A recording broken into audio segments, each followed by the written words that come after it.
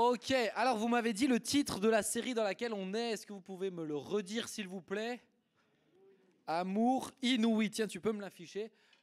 Ah voilà. Amour inouï. Et ce soir, on est censé faire la troisième partie, si je ne me trompe pas, qui s'appelle le comportement de l'amour. Le comportement de l'amour. Et je vous pose la question, ma première question, c'est quoi pour vous avoir un bon comportement? Quelle est la définition d'un bon comportement selon vous? Les Vas-y, pousse sur ta voix. La patience. Patience synonyme de bon comportement. Ok, quoi d'autre? La gentillesse. Oh, ok, intéressant. Vas-y, vas-y. Rien attendre. Eh mais toi, t'es fort. Hein. Toi, t'es là pour la première fois? Ah mais ça se voit. C'est pour ça que t'es aussi intelligent. Parce que ici, ça va pas durer. Hein. Non mais soit pardon. Sois le bienvenu frérot, sens-toi à l'aise, Junior, ça fait plaisir. C'est comme si tu étais là pour la première fois, toi, c'est beau. Toi, t'es comme Jésus en fait. Tu reviens une fois de temps en temps comme ça, c'est magnifique. Non mais je rigole, on est content. Alors, exactement, ne rien attendre en retour, tu m'as pris un point de la prédication, c'est magnifique. Le comportement de l'amour, pourquoi? Parce que en fait, on vous parle de le véritable amour. La semaine dernière, Estée vous a dit que l'amour, c'est être. C'est plus que juste faire des choses. Et ce soir, ce que j'aimerais vous dire, c'est que l'amour, c'est un comportement. Le problème, c'est que vite, on est dans les paroles. Moi, j'ai vu plein de jeunes qui n'ont pas attendu, ou plein de personnes en fait, même pas que des jeunes, qui ils ressentent de l'amour pour quelqu'un et ils sont directs à aller la voir. Je dirais les plus chauds, c'est ceux qui ont reçu une direction, je mets des guillemets, de Dieu, et puis qui sont tout de suite allés voir la personne en disant « Hey, Seigneur m'a dit que tu seras l'élu. » L'élu. Après, s'il lui faisait un cadeau, tu vois, t'as un cadeau, je suis ton homme. Mais le truc, c'est que l'amour en comportement, ça va pas aussi vite, et on va le voir. Il y a des étapes en fait dans l'amour. Et si tu veux vraiment vivre la dimension que Dieu veut par rapport à l'amour pour les autres, vis-à-vis de Dieu, il faut que tu respectes ces étapes. Quand tu prends le texte de 1 Corinthiens 13, verset 5, 1 Corinthiens 13, verset 5, si on peut me l'afficher, il ne fait rien, donc il, c'est l'amour. L'amour ne fait rien de malhonnête. Il ne cherche pas son intérêt, il ne s'irrite pas et il ne soupçonne pas le mal. Alors la dernière phrase, la dernière partie, il soupçonne pas le mal, on va pas l'aborder ce soir, on va la laisser à Tim pour la semaine prochaine. Mais il ne fait rien de malhonnête, il ne cherche pas son intérêt, il ne s'irrite pas. Autrement dit, c'est un comportement. C'est plus que juste des paroles. Véritablement aimer, c'est plus que juste des paroles. Les paroles s'envolent. Est-ce que toi aussi tu connais des gens qui, quand tu sais qu'elles s'engagent dans quelque chose, tu sais que c'est du vent, c'est rien. Vous connaissez des gens comme ça? Ouais. Moi j'en connais dans la salle. Vous voulez que je vous dise qui? Non, c'est pas vrai. Mais il y a des gens, tu sais, qui te disent oui. T'as pas besoin de leur rappeler, t'as pas besoin de leur dire ceci, cela. Tu sais que c'est noté, tu sais que c'est inscrit dans leur tête, tu sais qu'ils seront là à l'heure. T'as des gens, ils disent plein de choses, plein de promesses. Ouais, mais attends, moi je peux te faire ce truc, je peux faire ceci, je peux faire cela. Jamais tu les vois. Pourquoi? Parce que les paroles s'envolent. Et les paroles, elles se traduisent, elles ont du poids seulement si elles se transforment dans l'action, si elles se transforment dans ton comportement. Jusqu'ici, ça va pour vous? Ouais? Eh, manifestez-moi de la vie, s'il vous plaît, hein, parce que j'en ai besoin. Je me suis noté, les mots pèsent moins lourd que les actes. Les mots pèsent moins lourd que les actes. Les mots, on peut tous en prononcer. Moi, je peux te dire, franchement, demain, tu sais quoi, je grimpe l'Himalaya. Mais si je le fais pas, ça vaut rien. Si je dis à ma femme, ma chérie, l'année prochaine, je t'amène à New York, et que c'est vraiment son rêve que l'année prochaine, je l'amène à New York, il y a très peu de chance, je vais être très honnête, elle n'est pas là ce soir. Mais ouais, je m'auto-affiche. Mais si je m'engage dans ça et que derrière, je m'arrête à ça, c'est du vent. Et pire, ça peut dégrader ma relation avec elle. Vous êtes d'accord avec moi? Si tu te contentes que de parler, tes mots pèseront toujours moins lourd que tes actes. Et c'est pour ça que je pense que c'est important des fois de moins parler et plus agir. Moins s'engager dans des trucs et plus tenir le peu de trucs dans lesquels tu t'es engagé, c'est de les tenir. C'est de les faire. C'est pas de dire oui, vas-y, moi je serai là, et puis t'es jamais là. Te construis pas une réputation de quelqu'un qui est instable dans ses choix et dans ce qu'il dit. Yes? Construise-toi un caractère qui pèse lourd. Il y a des gens, honnêtement, et il y en a, j'en salue quelques-uns, mais particulièrement un ce soir, je l'ai vu tout à l'heure, c'est Enzo.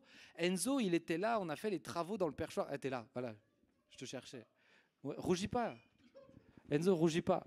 Enzo, ne l'affiche pas, David, parce que Enzo, même si certains pensent, j'en sais rien, mais en tout cas, moi, je l'ai vu tout l'été s'engager à être présent sur les travaux du perchoir. Enzo, t'es pas d'accord avec ça? C'est vrai? Bon, bah alors attends, bah, je vais pas te lancer des fleurs comme ça. Je vais en lancer... Non, mais c'est bon, alors je vais changer. Esté, le frère qui est peut-être un peu plus parfait que le deuxième, mais Esté, franchement, je lui demande un truc, et j'ai pas de problème. J'ai pas de problème à lui faire penser, j'ai pas de problème à lui rappeler, j'ai pas de problème. Je sais que c'est fait. Je sais que c'est fait à sa manière, mais je sais que c'est fait. Ça, c'est des personnes, c'est des hommes et des femmes de parole, qui tiennent parole. Hein? Bah parce que c'est pas toujours la bonne manière, mais c'est bien. C'est bien. Mais c'est des hommes et des femmes de parole. Le problème, c'est quoi? Le problème, c'est qu'aujourd'hui, on est dans une génération de bonne volonté. On a de la bonne volonté. On dit oui, on veut faire, on a plein de motivation, mais quand ça doit se concrétiser à l'instant T, t'es plus là. Moi, je vous l'ai dit souvent, j'étais de bonne volonté pour faire de la muscu. Mais quand ça devait se concrétiser à l'instant où c'était Ben, maintenant tu arrêtes de faire ce que tu es en train de faire, tu te mets en tenue, tu écoutes de la musique sportive. J'avais carrément tout mon rituel et tout ça, il fallait vraiment que je me force. Mais franchement, 3 fois sur 4, c'était mort. C'était mort. C'est qui? C'est Talita. Talita, elle m'a proposé de faire de l'escalade. Avec Adam et Augustin, ils m'ont dit gentiment, Ben, franchement, si tu veux, je sais plus comment tu as entendu que je voulais perdre du poids, je sais plus quoi. Et c'était ça. Mais ils m'ont proposé de faire de l'escalade. J'ai dit honnêtement, les amis, si je vous dis oui, vous me verrez jamais. Jamais. J'aurais envie de vous dire oui. J'aurais envie de vous montrer que je serai là. Mais si je vous dis oui, je sais d'avance que je tiendrai jamais. Parce que même si j'ai de la bonne volonté, ça suffit pas ta bonne volonté. Et le problème, c'est qu'aujourd'hui, vite on s'engage, vite on fait plein de choses. On vous a présenté plein de services la semaine dernière. D'ailleurs, si vous voulez vous inscrire, c'est toujours sur le Insta, dans la description. Mais on vous a présenté plein de choses. Et moi, je vois des gens qui s'engagent vite, facilement. Ça va vite. Mais quand ça doit tenir sur la durée, quand il faut être présent, quand c'est plus difficile, la volonté, elle ne suffit pas. La volonté ne suffit pas. Pourquoi je te parle de ça? Parce que l'amour, c'est un comportement. Le véritable amour se traduit en actes au quotidien. Alors, de quoi est-ce qu'on parle? Si je vous prends la définition de comportement, si tu peux me l'afficher, c'est l'ensemble des réactions observables chez un individu. Autrement dit, c'est tout ce que tu fais qu'on peut observer. Le comportement, c'est ce qui se passe vis-à-vis de l'extérieur. La semaine prochaine, on entendra Tim qui nous expliquera que l'amour provoque à l'intérieur de nous. Mais ce soir, c'est ce qui se passe vis-à-vis de l'extérieur. Autrement dit, ce que tu reflètes, ce que les gens vont voir. Ton comportement, comprends bien, ici il y a écrit ensemble des réactions. Des réactions. Souvent pour nous, le comportement, c'est faire des choses, c'est des actes. Le comportement, c'est plus riche que ça. Le comportement, c'est des actes, mais c'est des réactions. Quand maintenant je te dis un truc qui t'énerve, c'est comment tu réagis. C'est pas juste faire des actes. Oh ben vas-y, je vais aller distribuer un sandwich à un SDF, je vais aller acheter ceci à ma mère parce qu'elle est trop gentille ou un truc comme ça. Le comportement, c'est comment tu réagis, que tu le veuilles ou non en fait. Comportement, c'est pas juste préméditer de faire des trucs parce que j'aime les gens, alors je leur offre des cadeaux. C'est plus riche que ça. C'est tes réactions instinctives. Sur le moment, à l'instant T, comment tu réagis. Moi, je me rappelle un jour, il y avait un jeune qui était...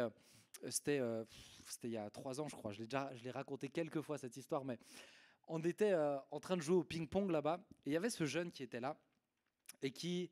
il était tout le temps là. Il venait à Impact. Pour lui, Impact, c'était sa famille, etc. Mais voilà, qui avait du mal à connecter avec les gens, donc il était souvent en retrait. Et à un moment donné, il fallait enlever toutes les chaises de la salle. Et moi, j'ai l'habitude de prendre quelques personnes en disant « Tiens, tu peux nous filer un coup de main ?» Ça va 10 fois plus vite que de le faire tout seul, vous êtes d'accord? Et là, je le vois, lui, en plus, il était musclé. Et je me dis « Tiens, bah, en plus, il est là, il est tout seul, il fait rien. Pas de problème. » Je vais le voir. Je lui dis « Tiens, frérot, ça te va? Tu nous aides vite, là, il y a une équipe. On prend les chaises et on les met du côté comme celle-là. » Il me regarde, il fait « Non. » Honnêtement, J'ai cru que c'était une blague. J'ai pas compris en fait d'abord. J'ai dit et j'ai fait ah, non, vas-y, viens, on y va. Et il me regarde, il fait non, je veux pas. Il m'a choqué. Il m'a choqué à un point où ma réaction, je vous dis ma réaction. Ma réaction, c'était je me tais, je pars parce que j'étais tellement tétanisé de je ne savais pas comment réagir. Et après j'étais vraiment vénère contre lui. Vraiment, vraiment, vraiment. Mais c'était tellement insanguin que je me suis dit, il ne faut surtout pas que je le dise parce qu'il va péter un plomb. Mais je n'ai pas compris comment tu peux, dans ton comportement, être là, dire que c'est la famille, et quand on te demande un service, bah, tu n'es plus là. Et ça m'a tellement fait bugger qu'il m'a fallu des années. Il m'a fallu des années. Hein. Aujourd'hui, c'est un jeune qui a rencontré le Seigneur, etc. C'est plus du tout le même. Mais il m'a fallu des années pour lui dire, mec, tu m'as traumatisé. Il n'y a pas un jeune comme lui qui a réussi à m'énerver à ce point-là. Il m'a traumatisé. Mais ça, c'est les réactions, tu vois. Les réactions, c'est ce que tu montres, que tu le veuilles ou non. Et dans ton caractère, tu vas montrer, dans ton comportement, tu vas montrer des choses, que tu le veuilles ou non. Et le comportement de l'amour, c'est ce que tu vas démontrer, que tu le veuilles ou non. Vous connaissez des gens où franchement, vous êtes avec eux, vous voyez, ils sont amour. Vous en connaissez ? Ouais. Moi, j'en connais, franchement, tu te sens bien avec eux. Ils te disent rien ils te disent pas tous les jours qu'ils t'aiment, ils t'offrent pas des cadeaux tous les jours, ils font pas des trucs comme ça. Juste leur comportement, en fait, montre qu'ils sont amour. Ils sont pas là en train de clasher violemment, de se moquer des gens tout le temps. Ils montrent qu'ils sont de l'amour. Ton comportement, c'est ce que tu vas montrer, que tu le veuilles ou non. Pose-toi la question maintenant. Qu'est-ce que les gens voient en te voyant ? Va voir une fois, tiens, je vous donne un petit défi. Va voir une fois les gens de ta classe et tu dis, je peux te poser une question ? Mon comportement, t'as envie, c'est quoi le mot que tu veux mettre sur mon comportement ? MG, on mettrait quoi chez toi ? Qu'est-ce que tu viens de dire ? On mettrait quoi ? On t'a dit que tu étais un soleil. Personne aveugle et sourde ? Non, c'est pas vrai. Mais ok, un soleil. Pour d'autres, Julie, on dirait quoi de toi ? Non, mais je vais pas te demander à toi en fait. Je vais te demander à sa cousine. Qu'est-ce qu'on dit d'elle ? Tu dirais quoi ? Hein ? Ah, j'ai compris désagréable. Je me suis dit, elle a osé. Oh, même moi, j'aurais pas osé. Elle a osé. Ouais, ok, serviable. Je suis tout à fait d'accord. Mathias, ne regarde pas avec ces gros yeux qui vont sortir. Qu'est-ce qu'on dirait de toi ? Esté, qu'est-ce que tu dirais de Mathias ?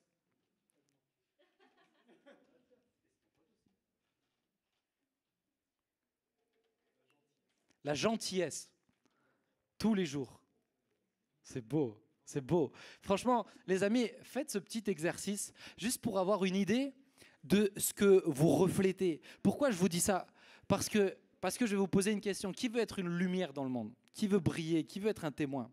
Si tu veux être un témoin, si ton comportement n'est pas raccord avec ce que tu dis, ça servira strictement à rien. Strictement à rien. Et moi, je connais des gens qui annoncent Jésus et qui en même temps dans leur comportement sont imbuvables. Imbuvable. Le comportement du véritable amour, c'est quelque chose qui transpire la bonté, transpire la gentillesse, transpire l'amour au quotidien. Au quotidien. Et je vous l'ai dit tout à l'heure, c'est acte et réaction. Dans les réactions, dans tes actes, il y a ce que tu fais, mais il y a ce que tu ne fais pas aussi. Ce n'est pas juste, encore une fois, acheter des trucs, etc. Il y a les choses que tu refuses de faire parce que tu as le comportement de l'amour. Parce que tu as le comportement de l'amour. Et il y a une partie du texte qui nous disait, et c'est assez marrant de dire, l'amour, regardez, je vous le reprends juste, si tu peux me remettre le verset s'il te plaît, l'amour ne fait rien de malhonnête. Pourquoi il parle de la malhonnêteté dans le cadre de l'amour ? C'est bizarre. Parce que la malhonnêteté pour moi, c'est des choses, bon, c'est pas hyper honnête, mais ça passe. Ça passe. Quand tu as oublié de prendre ton ticket de tram et que tu sors et tu dis, mince, j'ai oublié de prendre, c'est malhonnête, mais ça passe. Vous me suivez ? Hein, Jonas ? Hein ? Tu sens la conviction ? Non, mais c'est pas, bon, vas-y, j'ai un petit peu triché en cours. C'est pas gravissime, c'est malhonnête, mais ça passe. Vous voyez ? Pourquoi il nous dit l'amour ne fait rien de malhonnête ? Mais pourquoi ? Parce que la malhonnêteté t'entraîne toujours plus loin. Et plus tu vas loin, plus ton cœur sera loin de la dimension de l'amour. Et la malhonnêteté, si c'est pas hyper grave pour toi, ça peut avoir de l'impact pour les autres. Je te prends l'exemple du ticket de tram. C'est un ticket de tram en moins pour Soléa. Et Soléa ne vit pas si tu payes pas ton ticket de tram. Moi, je me rappelle un jour, je connais quelqu'un il s'était rendu compte qu'il avait pas payé en fait, tout simplement. Quand il a fini son trajet, il est sorti, il a acheté un ticket et il l'a déchiré. Et les gens, ils se diront, ouais, mais attends, il est un peu teubé en fait. Pourquoi il fait ça? Tout le monde ne ferait pas ça, on est d'accord, hein? Mais ça, c'est de l'honnêteté. Ça, c'est de l'honnêteté. Quand qui a le permis ici? Et je suis choqué, punaise, je pensais pas autant. Quand tu as le permis et que tu payes pas le parking, et tu te dis, bon, franchement, de toute façon, s'il y a une amende, c'est pas grave. Je paye 20 € et puis ça ira et je le laisse, etc. Ça, c'est de la malhonnêteté. Vous me suivez? Ça, c'est de la malhonnêteté. La malhonnêteté, c'est dans des petits détails.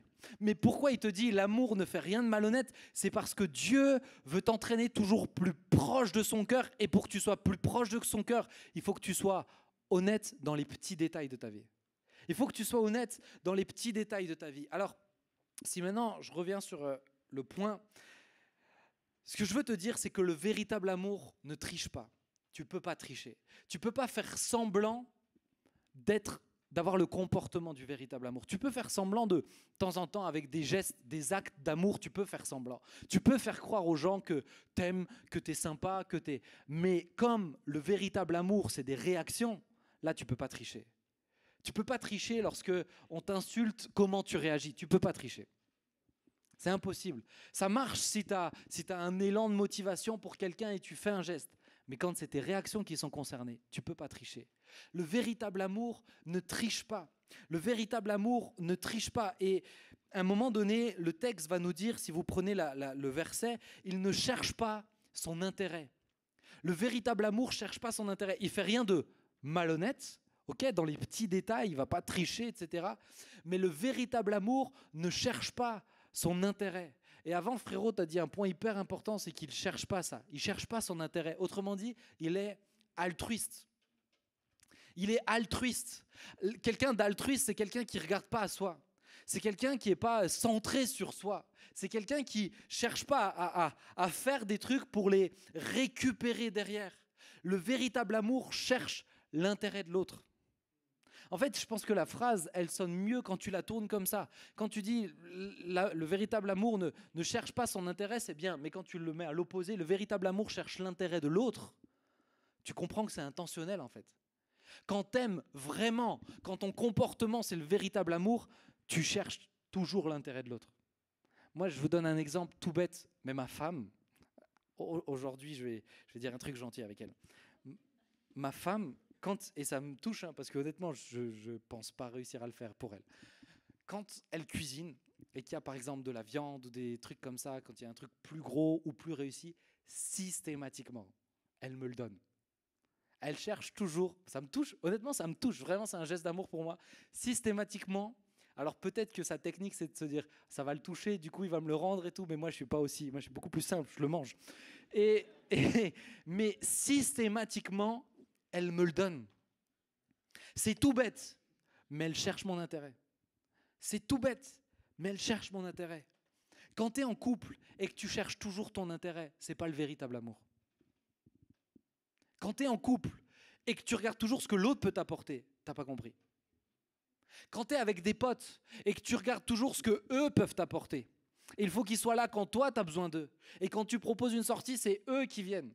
Et quand eux proposent un truc, tu n'es jamais là. Tu n'as pas compris.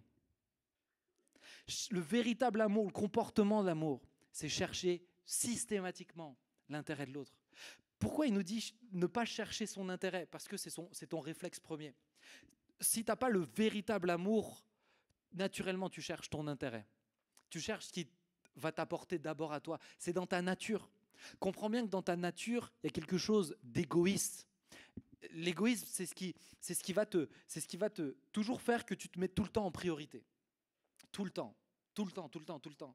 Quand tu peux griller quelqu'un, tu vas le griller. Dès que tu peux, tu te mets tout le temps en priorité. Ça, c'est l'égoïsme. Et ça, c'est dans ta nature. Si tu reçois le véritable amour, ou plutôt si tu veux vivre par le véritable amour. Il faut que tu arrives à enlever ça pour pouvoir justement sortir de ce système égoïste. Tu peux me l'afficher, on est dans une société égoïste. Comprends bien, hein, le comportement de l'amour, c'est un comportement qui va à contresens. C'est un comportement où on va te dire, ah, c'était quoi cette expression? T'es un canard. Tu te laisses toujours marcher dessus. Mais si dans ton cœur, tu es en train juste de chercher l'intérêt de l'autre, ça n'a rien à voir avec ça. Le comportement de l'amour dans une société égoïste, tu passes pour un fragile. Tu passes pour quelqu'un de faible. Mais pourquoi? Parce que tu vas à l'extrême opposé.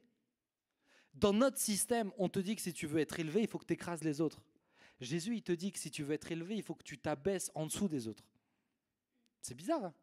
Il dit il faut que tu sois serviteur des autres. Le véritable amour, c'est quand Jésus, il prend tous ses disciples et il leur dit « Ok, enlevez vos chaussures, je vais vous laver les pieds, je vais vous montrer une leçon. » Ils cherchent leur intérêt. Ils cherchent à ce qu'ils soient propres eux, à ce qu'ils soient bien eux, quitte à se salir, quitte à être lui sur ses genoux. Alors que ça ne devrait pas du tout être ça. C'est ça le véritable amour. C'est ça le comportement qui ne cherche pas son intérêt, qui cherche l'intérêt de l'autre.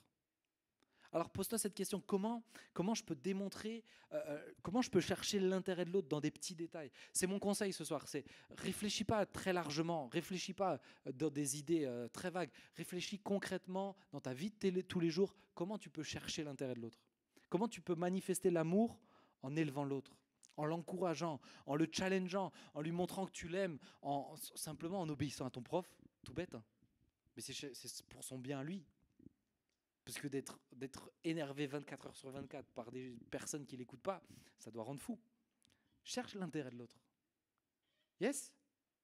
Jusqu'ici, tout va bien? Ok. On est altruiste dans une société égocentrique aussi. La différence entre égoïste et égocentrique, c'est qu'égoïste, tu te mets en priorité. Égocentrique, c'est que tout tourne autour de toi. Tout tourne autour de toi. Et quelqu'un vient te parler de ses problèmes, et toi, tu lui parles des tiens. T'écoutes même plus. Quelqu'un tu vas demander un service à quelqu'un, et puis quand c'est à lui de te demander, t'es plus là, t'as disparu. Ça, c'est égocentrique. Tout tourne autour de toi. On est dans une société égocentrique.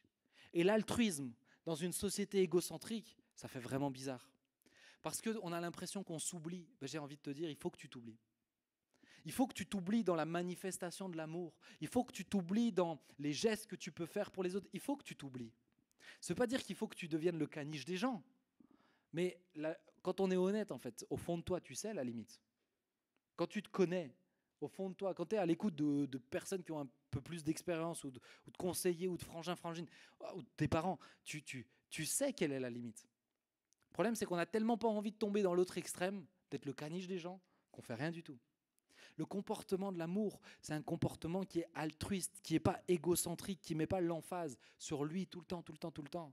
Le comportement altruiste, c'est celui qui veut se mettre au service, pas pour qu'on le voie. Parce qu'un altruiste ne cherche pas la reconnaissance. Moi, j'ai ma femme qui est serbe, et les Serbes, ils ont une mentalité... Il y a des Serbes dans la salle? Leur mentalité est vraiment spéciale. Je peux le dire, parce que sinon ils vont me couper la gorge. Mais ma belle famille, alors ma belle-mère, ma femme, sa sœur, etc., ça c'est bon, ils ont rencontré le Seigneur. Mais elle a toute une partie de sa famille qui n'a pas rencontré le Seigneur, et ils ont une mentalité où tout leur est dû. Tout leur est dû. Un jour, on était à Europa Park, et je crois qu'ils étaient une dizaine. Je leur ai payé à tous le repas. Personne ne m'a dit merci. Ça, c'est les Serbes. Tu vois, ça, c'est la mentalité. Et moi, j'étais là. T'attends, en fait. Tu vois, tu montres que t'attends. Personne, même pas les enfants, personne n'a dit merci. Pour eux, c'est normal. Pour eux, c'est un dû. Si tu dis merci, c'est presque une forme de faiblesse. Pour eux, c'est normal. L'altruiste ne cherche pas la reconnaissance. Donc j'étais là, je leur ai rien dit. Je leur ai rien dit. Ma femme, elle leur a dit, elle les a défoncés.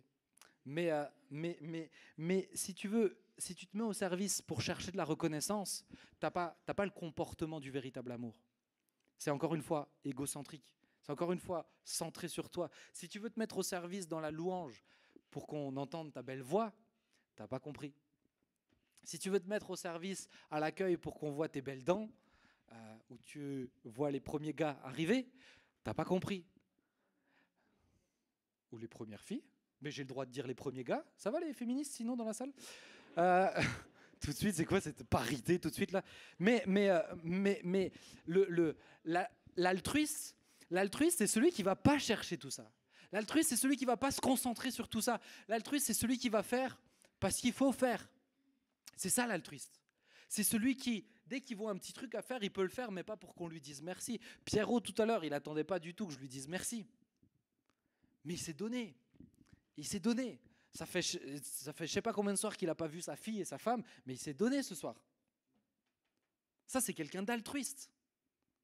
Ça, c'est quelqu'un qui ne regarde pas à soi, qui n'est pas là pour dire « Ah, mais moi, on ne m'a pas dit merci ». C'est pas normal s'il n'y a pas de la reconnaissance dans l'église. Ça, c'est un autre problème. Mais si tu ne dépends que de ça pour manifester de l'amour, tu n'as pas le véritable amour. Tu as un amour égocentrique. Et peut-être que Dieu veut corriger quelque chose chez toi. Si tes parents t'ont pas dit merci parce que tu as jeté les poubelles, c'est des fois normal. Yes? On est d'accord avec ça? MG, tu jetteras les poubelles sans qu'on te dise merci? Tu le fais, c'est bien, c'est bien. Mais les amis, je vous encourage vraiment à se poser ces questions toutes simples, hein, parce que le comportement de l'amour, c'est vraiment quelque chose de tout simple, mais qui se traduit concrètement. Ça se voit si tu es égocentrique. Ça se voit si tu es égoïste. Ça se voit si tu es intentionné dans ce que tu fais. Le dernier point, il nous dit, il ne s'irrite pas. Il ne s'irrite pas. Le comportement de l'amour, c'est un comportement qui ne s'irrite pas. Qui a tendance, qui a un caractère où vite vous pouvez vous irriter pour quelque chose? Il y a des gens honnêtes dans la salle. Mathias, il a dit que tu t'as dit la paix ou la gentillesse? La gentillesse. Ah, il n'a pas dit la paix, ça va. Ok. Ouais. L'honnêteté aussi. Il se lance des fleurs en plus. L'humilité aussi, tiens. Hein, tant qu'on y est. Hein, allez, cadeau. Ouais, on est d'accord. Ok, moi ça dépend des phases. Mais je m'inclus à moitié dans cette catégorie. Mais je peux vraiment... Esté, on est parti en vacances cet été, je pense qu'il a vu que des fois, je peux m'irriter pour rien. Vraiment, ça arrive. C'était rare, mais ça arrive. Mais c'est tellement frustrant, parce que dans le comportement de l'amour, l'amour ne s'irrite pas. Il n'est pas en train de dire l'amour s'irrite le moins possible. Il est en train de dire l'amour ne s'irrite pas. Comprenez bien, se mettre en colère, ce n'est pas la même chose que s'irriter. S'irriter, c'est d'abord pour des broutilles. C'est d'abord pour des trucs bêtes, pour des trucs nuls. C'est d'abord parce que, allez, je suis totalement transparent avec vous. Des fois, je me suis irrité pour un truc tout bête. Par exemple, bon, c'est vite passé, mais par exemple, hier soir, en ce moment, je rentre très tard à la maison et j'ai juste envie de manger. Il est 22h, j'ai juste envie de manger. Depuis midi, je n'ai pas mangé, j'ai la dalle. Et je dis tout le temps à ma femme, chérie, quand tu cuisines, merci de cuisiner, mais quand tu cuisines, mets-le-moi tout de suite dans l'assiette. Comme ça, je le mets au micro-ondes et que je mange tout de suite. Et hier, je suis rentré, elle avait fait un repas magnifique. Et tout était dans les casseroles. Elle était couchée, enfin, elle était en train de s'endormir. Je suis monté. Je suis honnête, hein, moi, je vous ai jamais dit que je suis parfait. Hein. Merci, voilà, merci. Enfin, des gens sensés, bande de vipères. Mais je suis monté, je lui ai pas dit, je crois pas que je lui ai dit salut. Ah non, mais il y a une deuxième, non. Mais il y a une deuxième étape qui m'a irrité en fait. C'est qu'en montant les escaliers, mon petit garçon, on lui apprend à être propre en ce moment et il s'est pissé dessus sur les escaliers et elle a oublié de nettoyer. Donc moi je monte dans le noir et je marche et là je suis en chaussettes et là voilà, il n'y a pas le repas et j'ai le pied rempli de pisse. C'est ça la vérité. Et donc je monte, je lui dis pas bonjour, je règle ce problème si c'était de l'eau, mais j'avais peu d'espoir. Et puis tout de suite je lui dis, chérie, pourquoi t'as pas mis dans l'assiette? Tiens, ça c'est être irrité pour des broutilles, pour des trucs bêtes. Et après je suis descendu et je me suis dit, mais t'es vraiment bête franchement. T'es un âne. Pourquoi tu fais ça? Elle s'est donné de la peine, elle a cuisiné des trucs de ouf, magnifiques et tout. Et toi tu fais ça. Ça c'est s'irriter. Mais des fois ça vous arrive aussi. Hein? Quand t'as plus de batterie sur ton téléphone.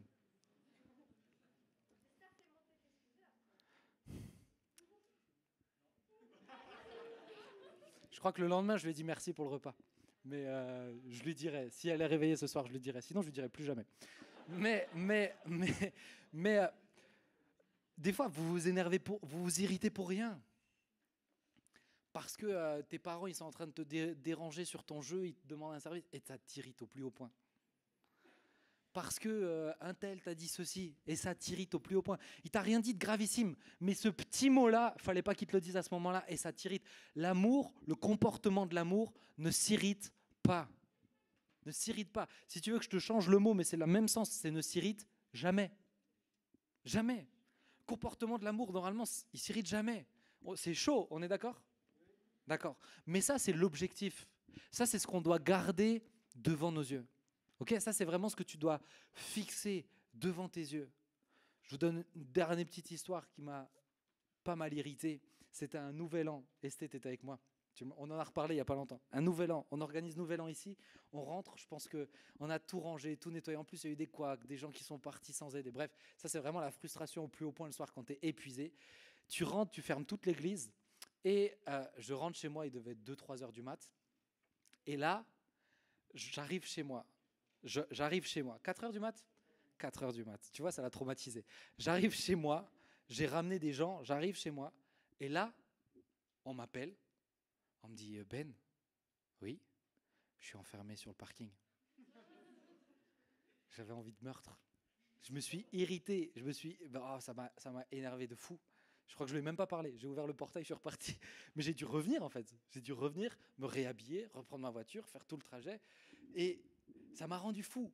Mais tu vois, finalement, quand tu regardes, c'est pas si grave. S'irriter, c'est pour des broutilles.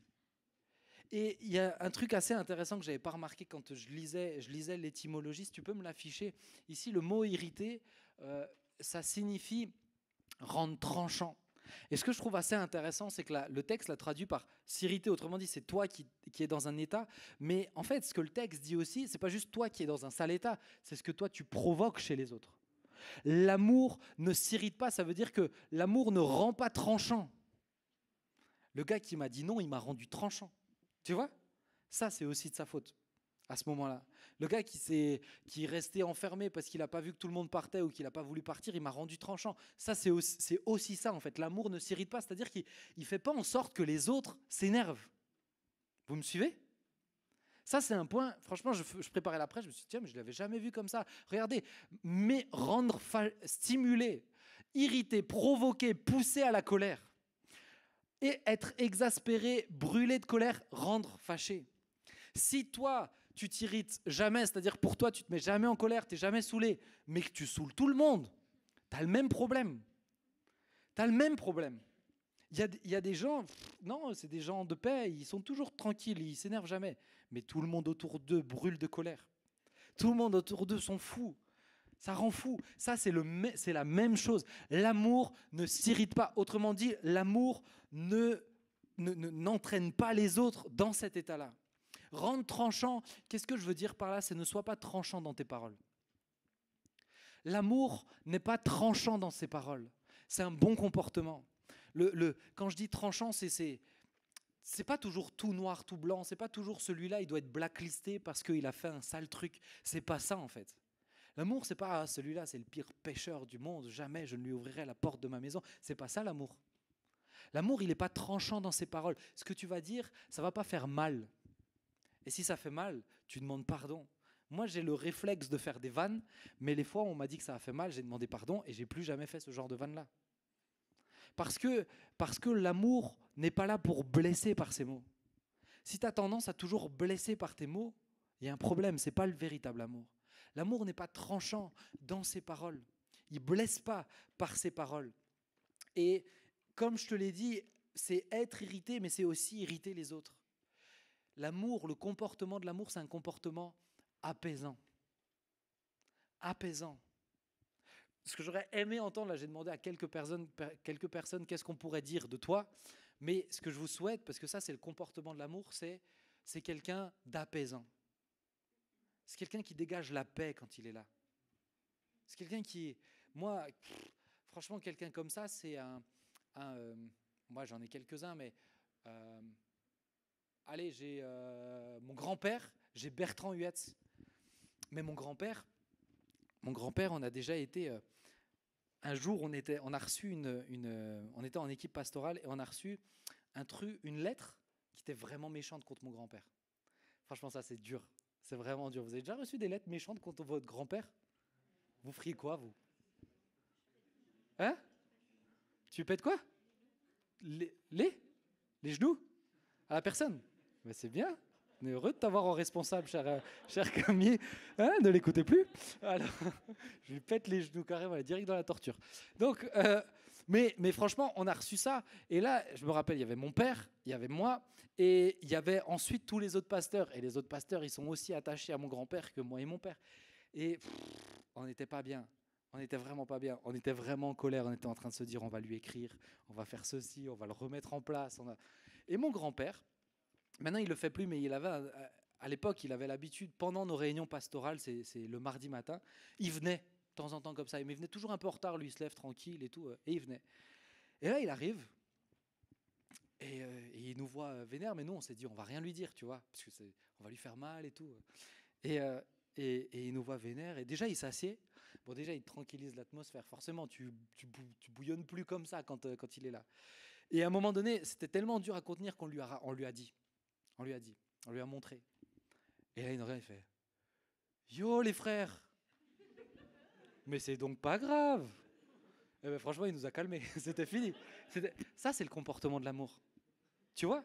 Ça, c'est le comportement de l'amour. Là où nous, on serait monté dans les tours pour lui, lui-même qui était concerné, ça lui a rien fait. Ça lui a rien fait.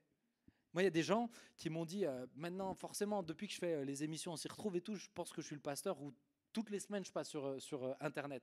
Quand tu es sur Internet et que tu as le droit aux commentaires sur YouTube, tu as le droit à plein de commentaires. Et je m'en prends plein, des gentils, mais des fois, certains, ils ne sont pas hyper gentils.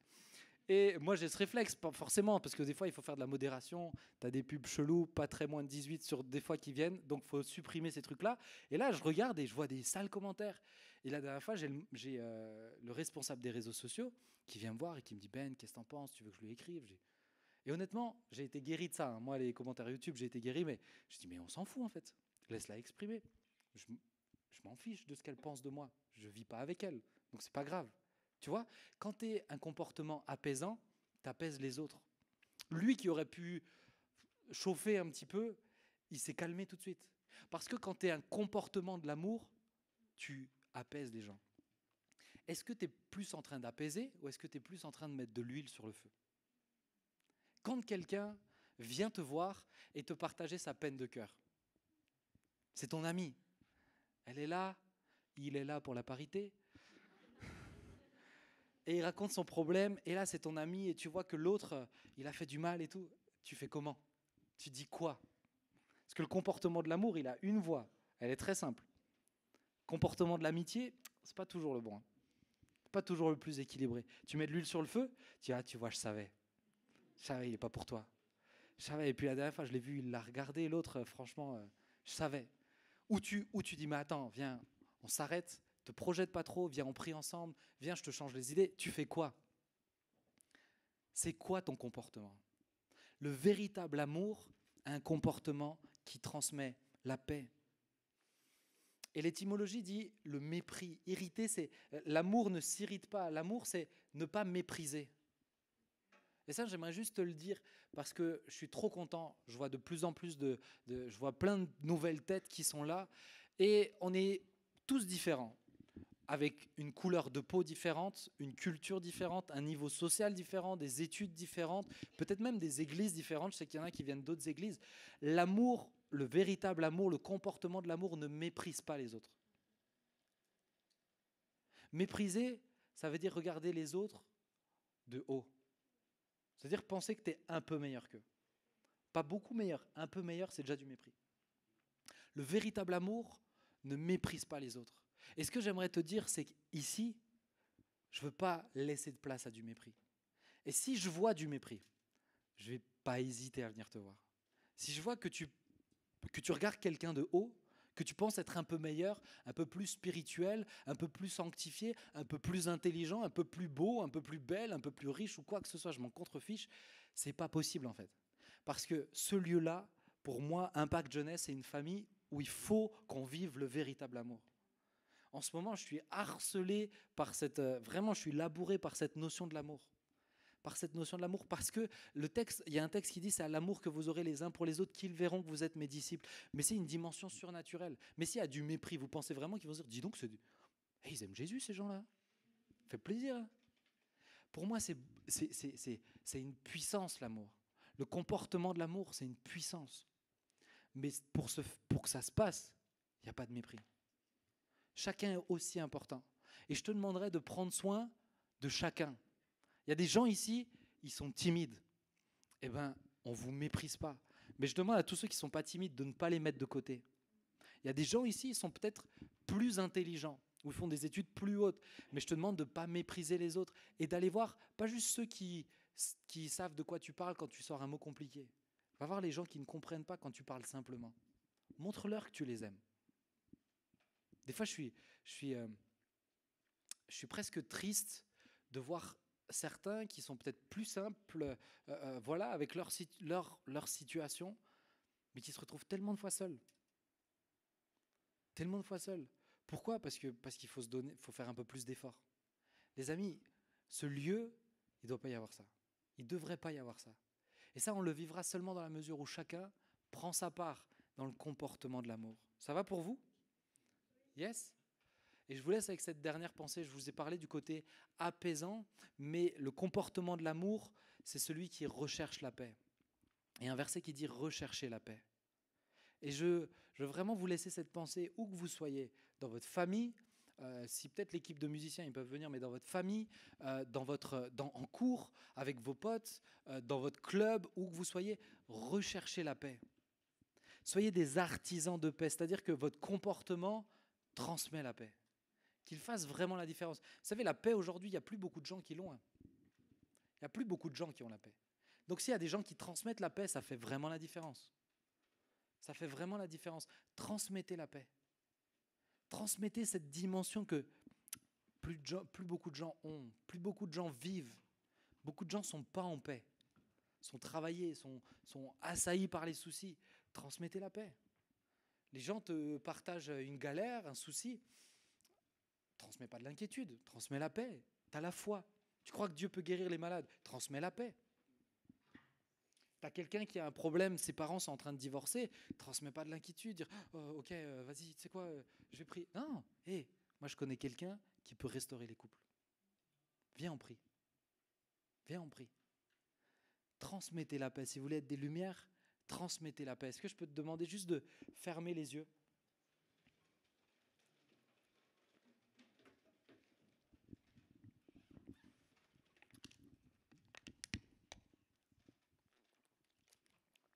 Juste ferme tes yeux et j'aimerais que tu te poses cette question. Quel est mon comportement ? On prend le temps de décortiquer chaque aspect de cet amour que Dieu nous propose. L'amour croit tout, l'amour supporte tout, il ne soupçonne pas le mal, il ne s'irrite pas, il ne fait rien de malhonnête. Il ne cherche pas son intérêt. C'est quoi ton comportement ? Qu'est-ce que tu dégages dans ton comportement ? Pas là où tu es, là où tu peux faire semblant, là où tu peux tricher dans des actes quand tu es bien luné, dans tes réactions de tous les jours au quotidien. Moi, j'ai été transparent avec vous ce soir, hein, vous savez où j'en suis.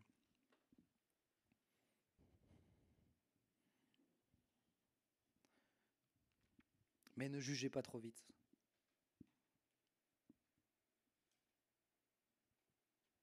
Et laisse juste peut-être le Saint-Esprit mettre le doigt sur tes soucis à toi.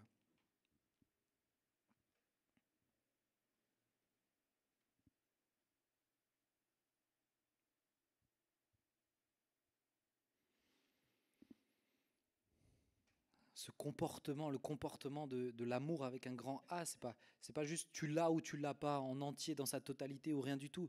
C'est quelque chose dans lequel on grandit et on progresse. Mais il faut que tu en aies conscience.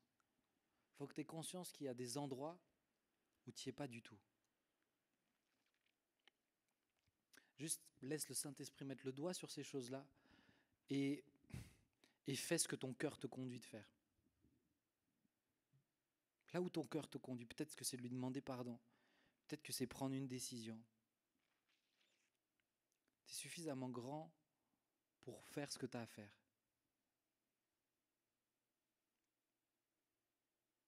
Je laisse quelques instants avec toi et le Saint-Esprit et ton honnêteté dans ton cœur.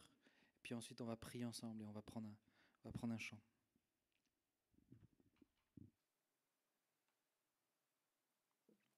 Père, merci parce que c'est toi qui parles. Il n'y a pas besoin d'ambiance pour que tu fasses ton œuvre. Je te prie juste maintenant que ce qui est décidé, ce qui est posé, peut-être que ce qui a été effacé parce qu'il y a des repentances dans le cœur là. Seigneur, je prie juste que tu scelles ça. Parce que comme on l'a dit, les paroles s'envolent vite. Et si elles ne se traduisent pas en comportement, elles s'atténuent. Et les bonnes intentions ne font pas la différence. Les bonnes intentions ne changent rien. Alors Jésus, s'il te plaît, je te prie, fais grâce à chacun. Ceux qui te connaissent bien et qui sont vraiment percutés peut-être par une notion, et peut-être ceux qui ne te connaissent pas du tout, qui te connaissent, qui te découvrent. Père, fais ton œuvre. Fais ton œuvre, Jésus. Je te le demande, Père. Merci pour ton amour et merci parce que c'est toi qui conduis encore. Amen. Amen.